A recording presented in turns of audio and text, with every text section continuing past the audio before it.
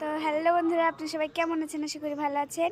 আমিও ভালো আছি। তো আমি একটু বেরিয়ে পড়েছি, হিন্দুপাড়ায় যাব একটা গোলাপ ফুলের ডাল আনতে।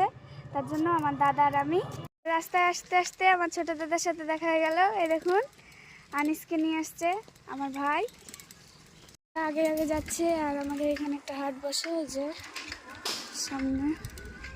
তো আমরা পৌঁছে গেছি। আর এই দেখুন আমার দাদা এখানে ডাকছে বাড়িওয়ালাকে। এই দেখুন গোলাপ ফুলের গাছটা। এই দেখুন ডালটা নিয়ে আমরা চলে এসেছি। ওইখানে আমাদেরকে ভিডিও করতে দিচ্ছিল না, তার জন্য ভিডিওটা করা হয়নি। আমরা এই পাড়ার দাদুদের বাড়ি চলে এসেছি। এই দেখুন আমার বোন ভাই জুই এটা। আর এই দেখুন এইদিকে রায়ের ভুঁই আমাদের। রায়ের ভুঁয়ে পৌঁছে গেছি। আমার দাদা আগে যাচ্ছে, আমার বোনরা পেছে পেছে আসছে।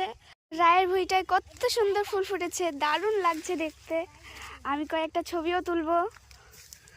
এই দেখুন বড় রায়ের ভুঁয়ে পৌঁছে গেছি, কত সুন্দর লাগছে আর অনেকটা ভুঁইটা। তো গোলাপের ডালটা নিয়ে আমরা এখন বাড়ি যাব। গোলাপের ডালটা নিয়ে আমরা বাড়ি চলে এসেছি। আমার দাদা এখানে খুঁড়ে দিয়েছে মাটিটা, এখন আমি লাগিয়ে দিব।